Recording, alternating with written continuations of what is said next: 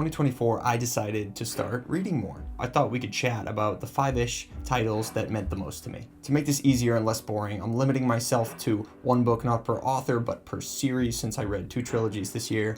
And I will talk about broad plot elements of these books, but I'll try to avoid any spoilers that would impact someone's reading experience, reading them for the first time. So let's dive right in. First, I have 2 extra books that I couldn't really compare to the rest, one because it's a novella and one because it's nonfiction. I read a couple of nonfiction books this year, but this was the only one that was in contention for this list, and it is Becoming Superman by J. Michael Straczynski. This is an autobiography about Straczynski's life, and if you don't know him, he has written for and co-created some great TV series and movies, as well as some great comic book work. This is the mind behind Babylon 5, Sense8, the movies Changeling, World War Z, Ninja Assassin. He has a story credit on the first Thor movie. He wrote for the 1980s He-Man series. He's been most places and done most things in entertainment, but you would never guess where he came from. And page by page, this book unveils just one of the most abusive and horrifying childhoods I've ever heard of. And you find yourself kind of in awe that this person became a functional adult at all, let alone found the enormous success that he has. JMS isn't like overly animated in the way he describes things, so the real magic of this book is the ability to make you feel the tidal wave of emotion behind the relative calm of his writing. I mean, this is someone who grew up and only survived his childhood by kind of living in opposition to his family and the people who were supposed to be caring for him. This is someone who pulls from the darkest periods of his past as inspiration for his work. And so when we see these dark influences behind some of his most popular projects, it's sobering, yeah, but it's also just a reminder for our own shame that sometimes the things we're so embarrassed and, most desperate that others not see can end up being really universal and connective. This book is heartbreaking, it's awe-inspiring, it's unfiltered at times, and through it all, JMS's quiet, wry, introspective sense of humor kind of does a solid job of cushioning some of the sledgehammer blows of trauma that are baked into this thing. If you have any kind of creative career or hobby, I do think this is as close to a must-read as it can get. I mean, I cried multiple times through the course of this book. It's just so raw. Moving on to the second asterisk here, it's the novella The Old Man and the Sea by Ernest Hemingway. Hemingway's a fun author for me because I'm a vocabulary appreciator. I enjoy long, hyper-descriptive words in books sometimes, and Hemingway basically says to us, you don't need any of that garbage. This is a classic man versus nature story about a fisherman named Santiago in Cuba in the 1950s and the battle he has with a giant marlin that he's trying to catch. And it immediately becomes clear that this is going to be an introspective story. I mean, we have this character who it's implied is near the end of his life. Once he goes out to fish, he's the only character we have any contact with. And the beautiful and stark landscape just lends itself so well to existential thinking. The great part about the concise and simple prose that Hemingway uses is that Santiago's musings never seem like overdone or unrealistic to him.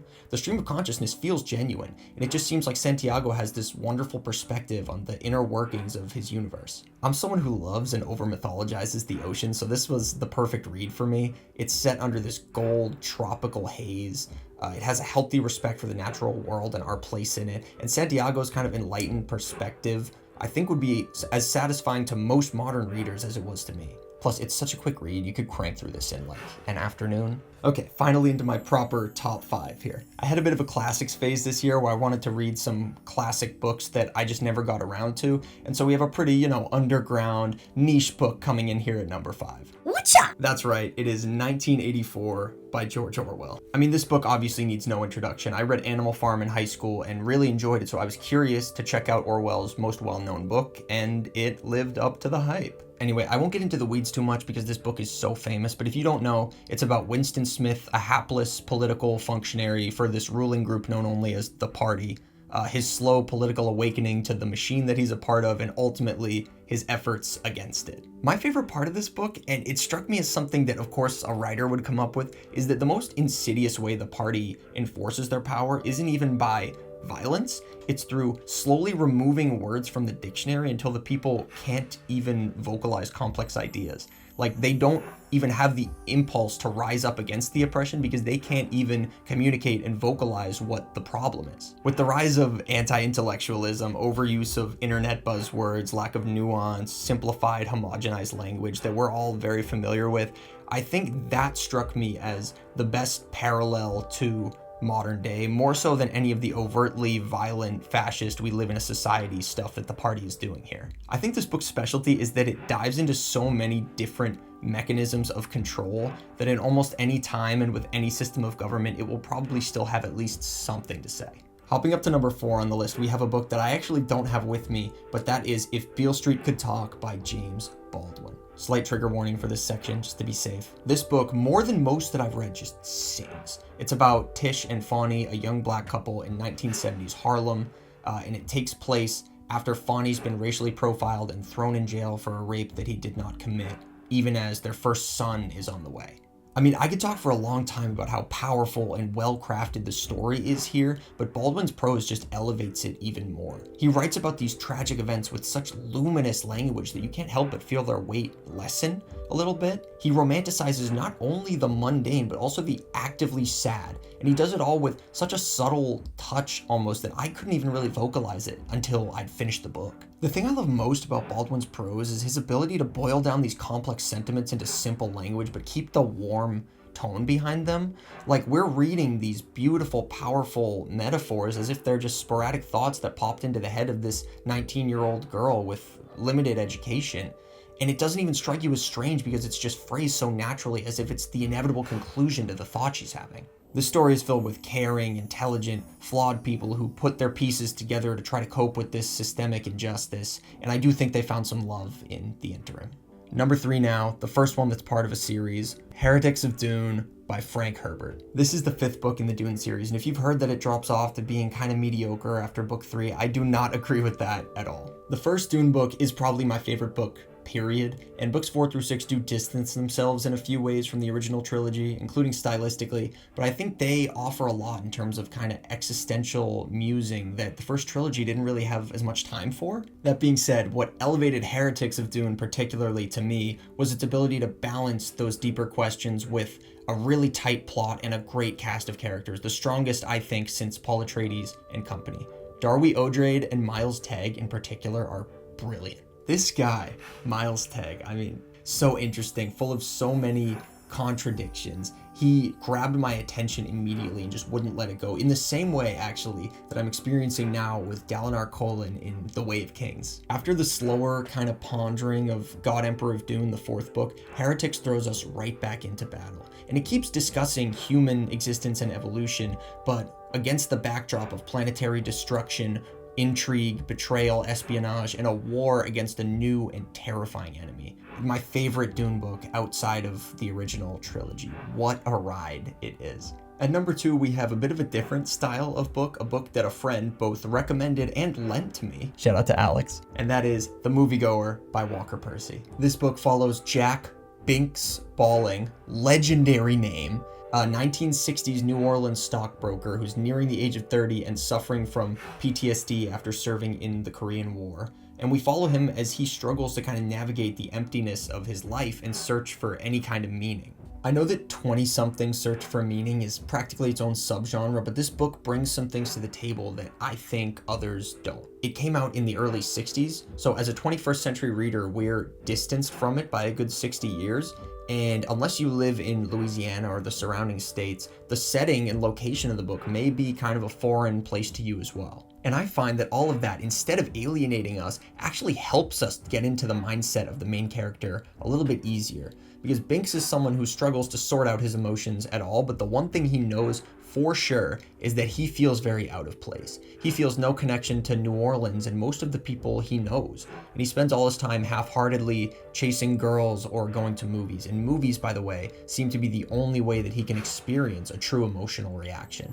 This book is so interesting because part of the experience of it is trying not to let Binks's numbness dictate your reading. Like, he's an unreliable narrator, but not really in the factual sense. Like, I think he's pretty honest generally about most of the things that are happening in the book, but he just describes bad things done both to him and by him with this even keel and detachment, where sometimes I struggle to find the pushback in myself to be like, well, hold on, Binks. The things you're saying are pretty awful, because it's hard to sometimes find it in you to care about someone who repeatedly doesn't seem to care about themselves. And I think the book tests you in that way as a reader.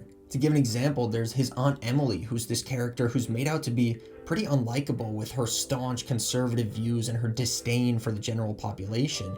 But there are these moments where she appeals to Binks with genuine emotion and advice, trying to get at this close relationship that we're told they had once upon a time before the book. And it's really heartbreaking, though from his narration, you would not know it. This book is a battle of the old guard versus the new generation versus the people who don't know where in time they belong. And I think part of the excitement of reading it in a completely different era and place than the one depicted is that which ideology you'll align with isn't predetermined. At long last, we have reached the #1 spot. This is actually another book that I don't have, shout out my library, and that is The Hero of Ages by Brandon Sanderson.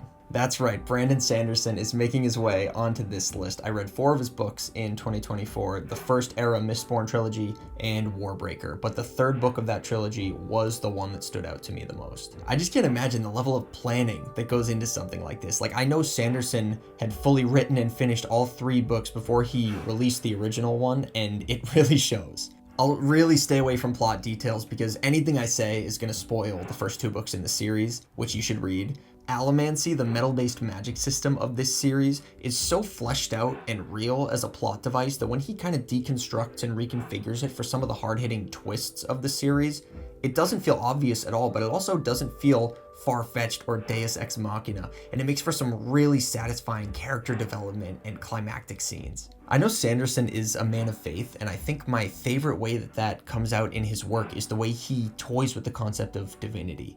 He prods at it and pokes holes in it without ever taking the 2 kind of easy extreme paths of either glorification or cynicism. He gives us these fallible gods, and in something like Warbreaker, he really kind of blurs the line between gods and humans. Everything that Sanderson does well in the first 2 books of this series, he either maintains or steps up for the third one. And he ends the trilogy on such a beautiful note. I mean, I for sure shed some tears. So if you, like me, are late to the Branderson bandwagon, please feel free, hit up your local library and just hop on, man. I mean, have some fun. It's great. Okay, that was a lot longer than I expected, but these are the books that meant the most to me in 2024. So if you've read any of these and enjoyed them, didn't enjoy them, that's fine. Let me know. I would love to hear from other people who have read these and hear their thoughts. Hope everyone's being kind to others and to themselves. If you enjoyed this video, I'd really appreciate a like or a sub, shameless plug, first time ever. But until next time, eat well, don't forget to drink water, and happy reading. Peace out, guys.